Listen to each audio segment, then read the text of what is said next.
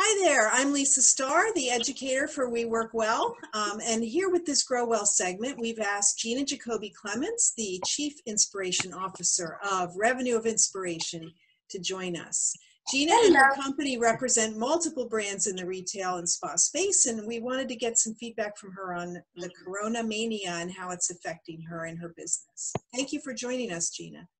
You're very welcome. Thank you for having me, Lisa. It's our pleasure. So as I said, you represent multiple brands, which is, I'm sure, a juggling act right now. What has the immediate impact been for you?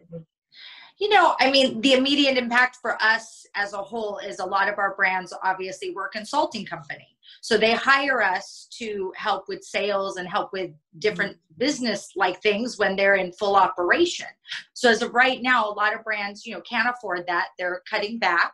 So we've cut back as well with what we've been doing and had to go into a total support mode because obviously a lot of our buyers are either laid off or not available.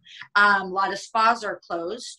One thing is, we work also with retailers, and some retailers right now, they're very busy.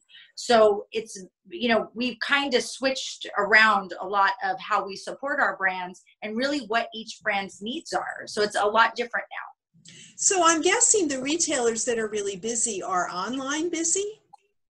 It's interesting. Like we work with Rite Aid, for example, and Rite Aid has already taken maybe 5 webinars with us based on brands that have products to support them.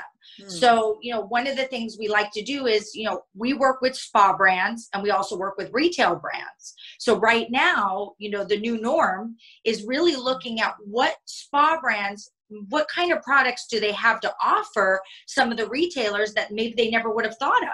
So like Rite Aid is really big into, for example, hand sanitizers and products that some spa brands carry and that they have available. And so we're trying to match up as best as possible to keep obviously cash flow and orders coming in.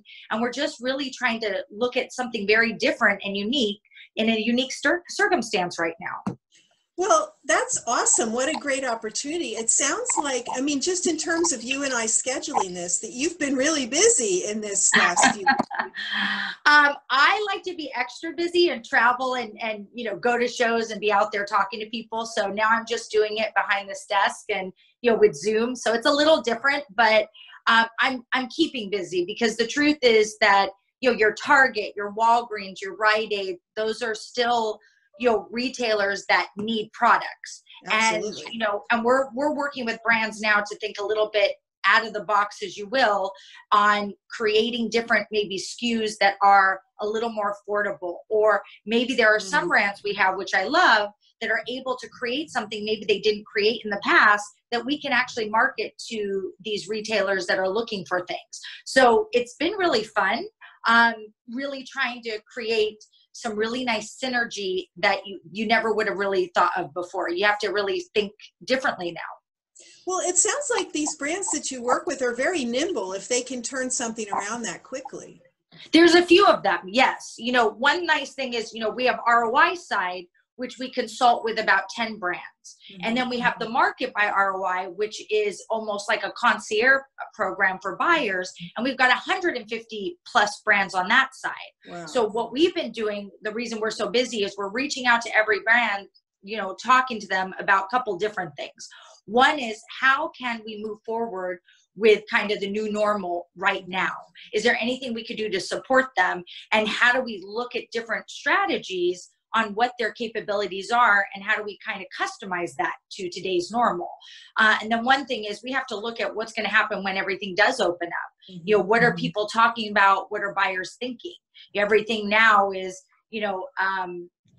obviously about sanitation, and we have to look at like how are testers packaged. Cosmetics, a lot of powders and such are just out in the open when you walk into a spa. Now we're having meetings where we're looking at componentry and different type of display models to really look at how are people going to still feel comfortable using testers and using samples in not only a retail environment, a spa environment, or any environment.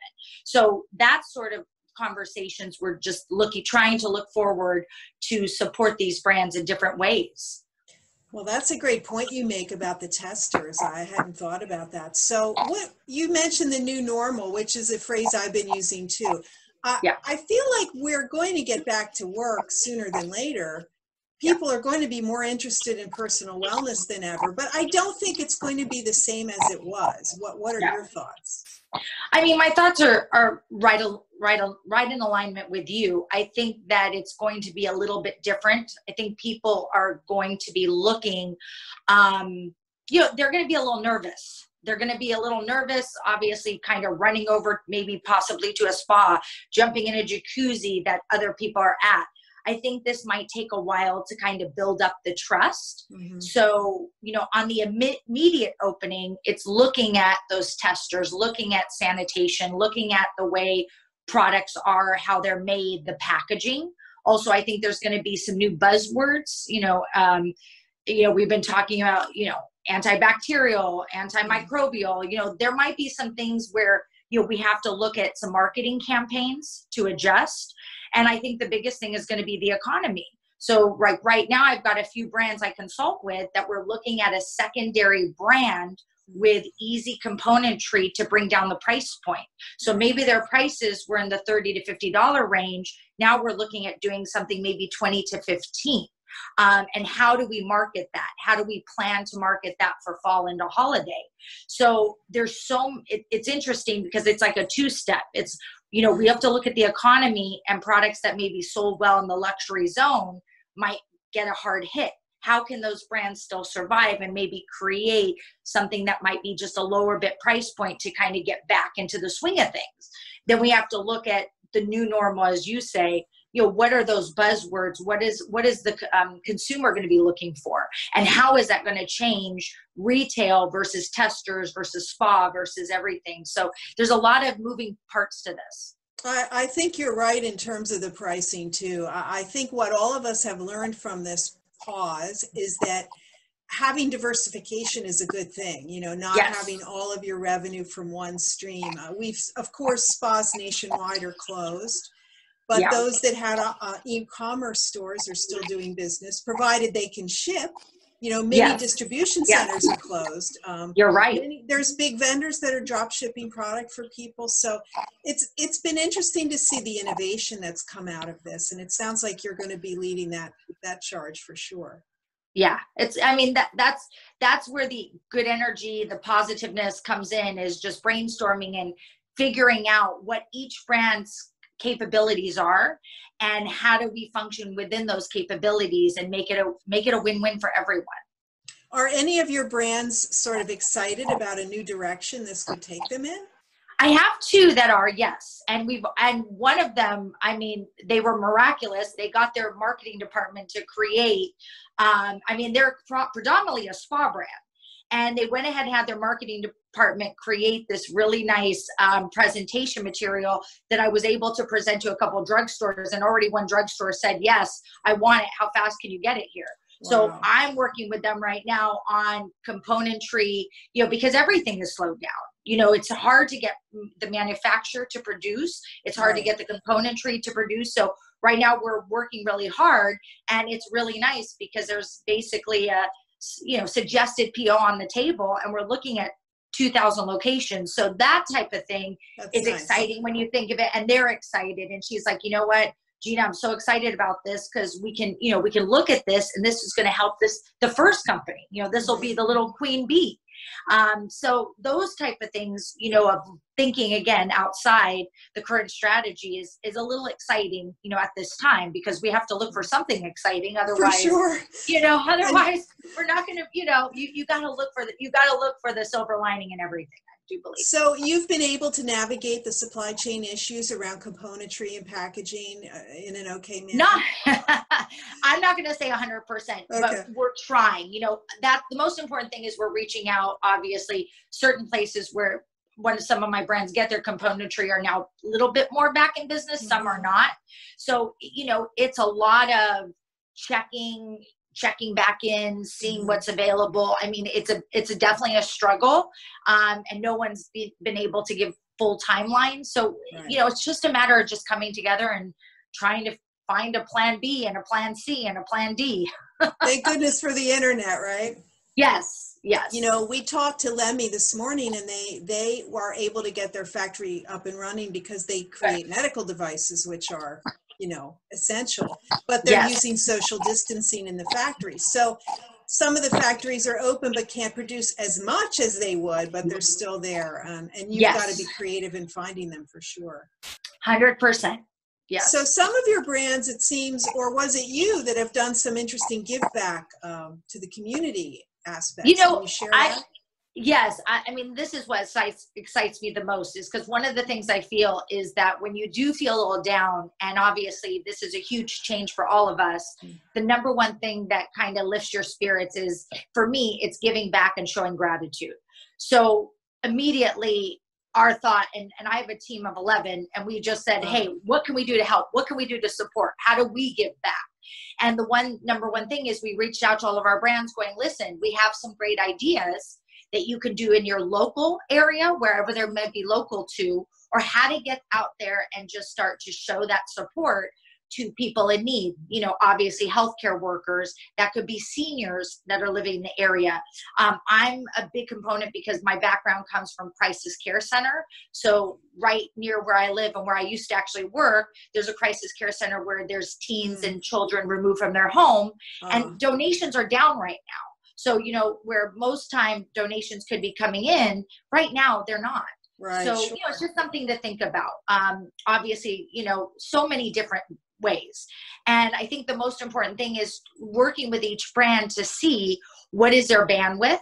Do they have inventory that could be ready to expire in the next 6 to 12 months that we want to create nurses gift bags? You know, Nurses Day is May 6th.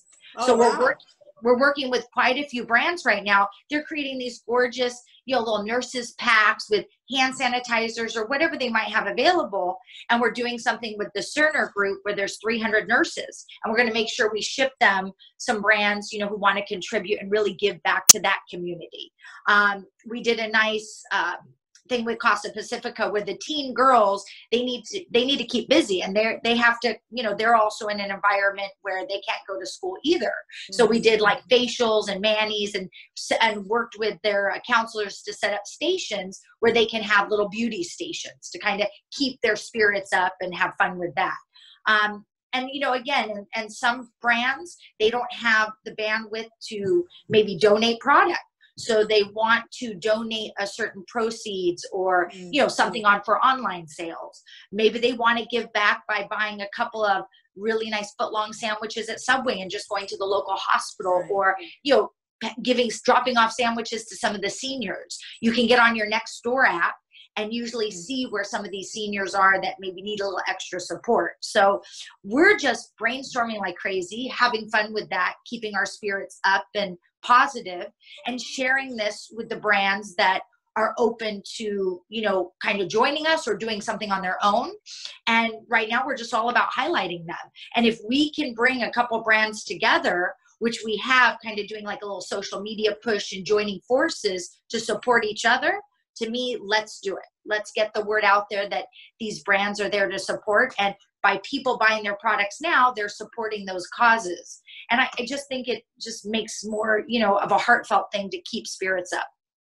Well, Gina, you're a powerhouse of ideas and passion, and your brands are lucky to have you, clearly. Well, I'm lucky. I'm lucky to have them. They're amazing brands, and, you know, they keep me going. They keep my team going. And on those days when, you know, it is a little hard to, you know, get out of bed, or you see these emails or you listen to the news, you know, like it's raining in Los Angeles today. Well, that just, you know, brings my spirits down. But if I get on the phone with you or one of my brands or even one of my spa director friends, instantly I just get excited again, because it's, you know, why we're here. We're here to help each other and support each other. And I can't stress that enough. Well, thank you so much for your help and support. Those are some great ideas, and I really appreciate you sharing. Like you said, this is a time when community is so important, so we're taking advantage. Yes. Well, I appreciate you, and I appreciate everyone who's going through something. And again, call me anytime, email me. I love doing calls and webinars or a little happy hour. So we're all here to support everyone. Thanks so much, Gina. Thanks, Lisa. Bye.